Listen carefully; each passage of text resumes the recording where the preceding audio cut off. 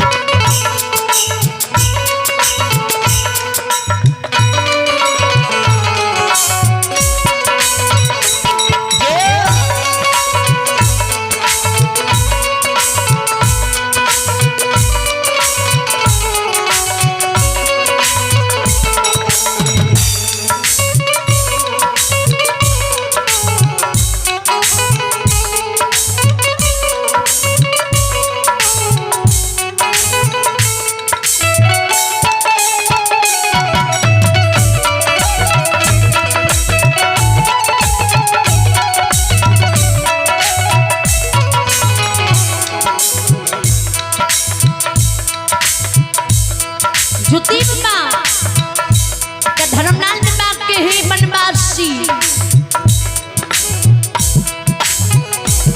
हीरा मोती के जन्म में यही धरती पर नागिन कोख में भेले। जब हीरा मोती के पहला जन्म यह धरती पर नारी कोख में भेले अवतार जो हीरा मोती ललके ते धेनु गाय बोन में बछरू के जन्म दा गंगा किनार पानी पिए ले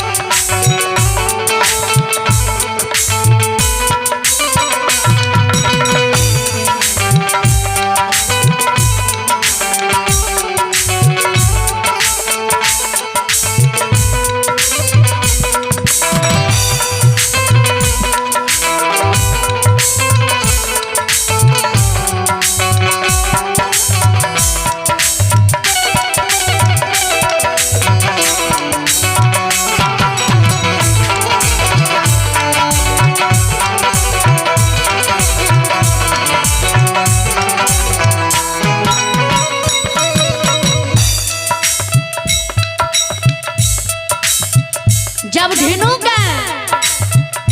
गंगा किनार पानी पिए ले तब नागिन अवतार हीरा मोती हुए जन्म में गाय के चारों टंगड़ी गंगा किनार में छैन गाय के दूध पी के मन के मनोरथ के पूर्ण कल के मन के लालसा के पूरा कल के अपन भूखल प्यास लतमा की जुड़ल के तब वे गाय के वे गंगा किनार में हे यो नागिनी अवतार हीरा मोती डांस डालल के नागिन के बीच से धेनु गाय गंगा किनार में लाटी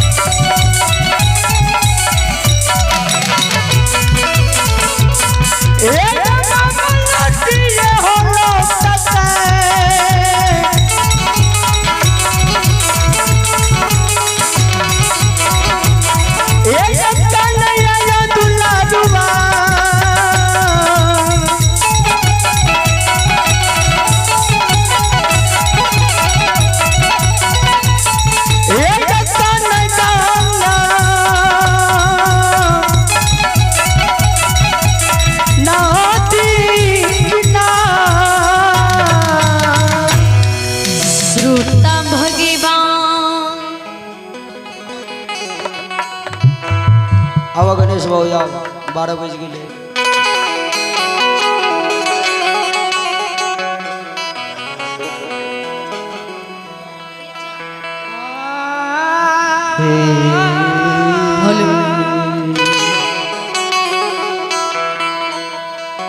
मामा बोलिया है बोलैया मामा माई बोलैया हे मामा बोलिया हो बोलिया मामा बोले हो मामा बोलिए है बोलैया सलखी नरिया के कहाँ हे मामा बोलिए बनता सारा खिनौरिया का कहाँ है सलखी छुइना लाही बाचा नीना मारता होए सलखी सुनिए लाही बाचनिया हमारा सुन ले गए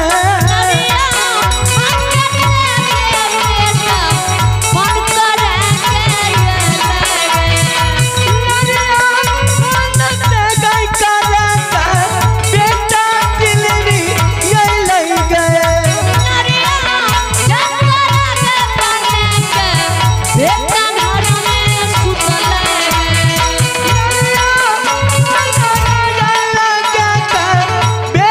घर में सुत लइए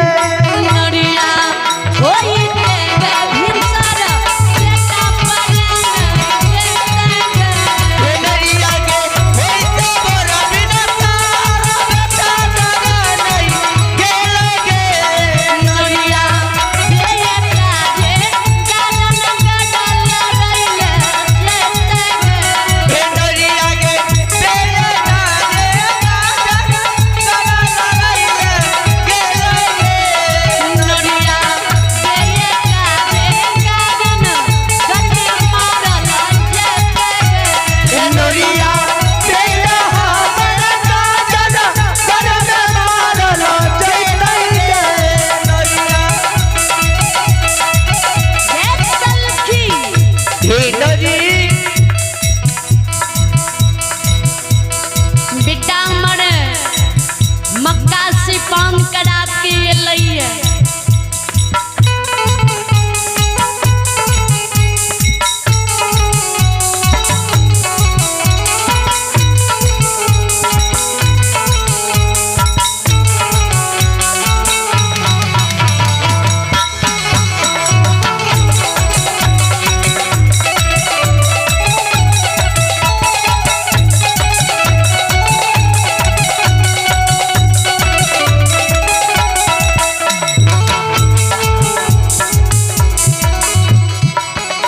सलखी बेटा हमर जतरा बना के घर मुन्हार में सुत लइए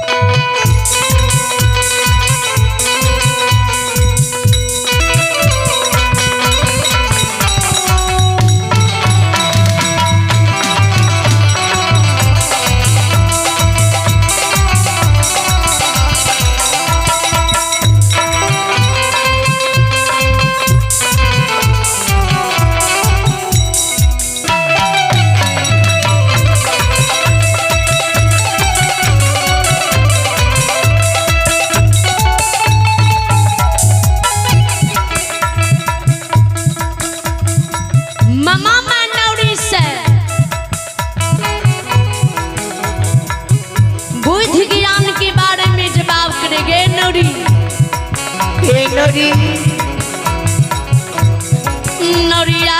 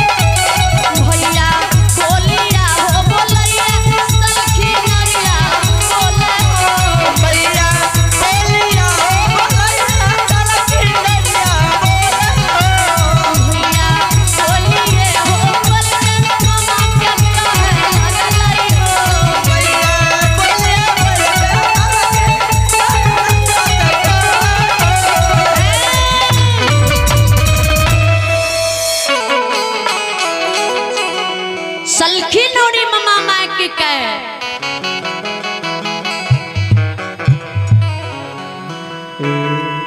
ममा माँ यहाँ के बुद्धि ज्ञान नहीं उच रही है, कोनो युक्ति नहीं भू रही है।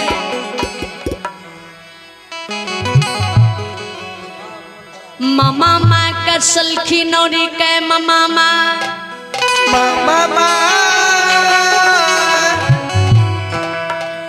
हाय रे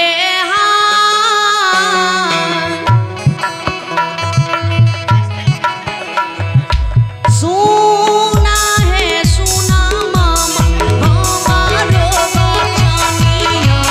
सुन ले हो हमारो बचनिया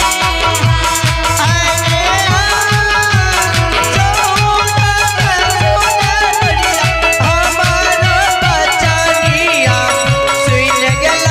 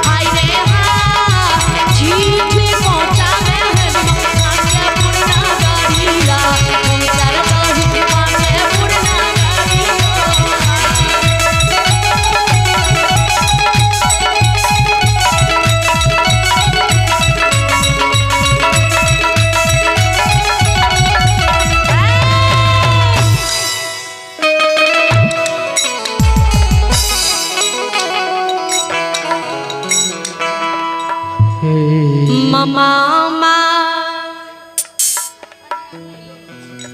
हे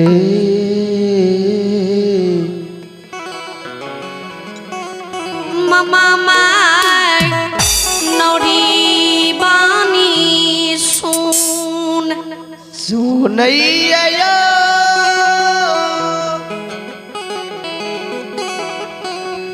हे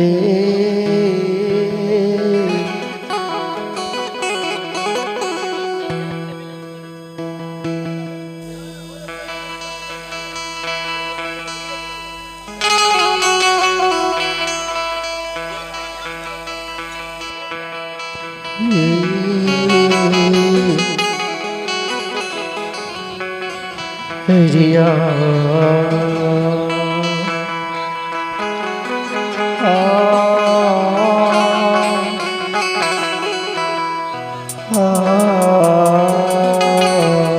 सलखी नौरी कहई ममामा बिना गवन के कना के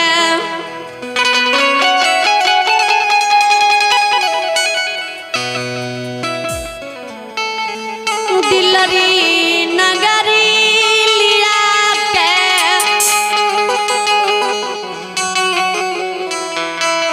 यान लियो कना महाशैरी यहाँ के बेटा के दिलरी नगरी में जोगिले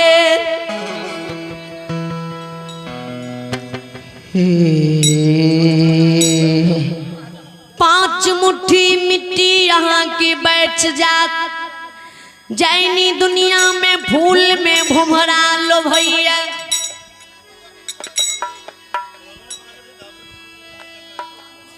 ओही ना ये दुनिया संसार में तिरिया में पुरुष लो भैया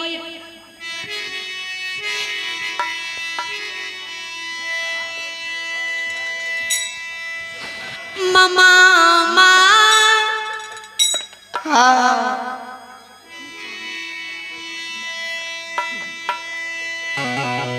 यहाँ चला फार के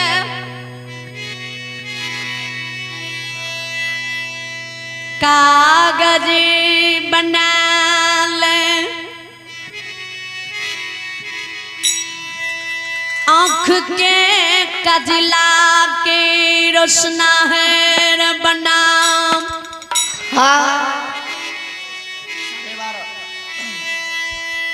आँख के पिपनी उखड़ के ममामा कलम बना ले हाली हाली चिट्ठी ममामा दिलरी नगरी में लिखई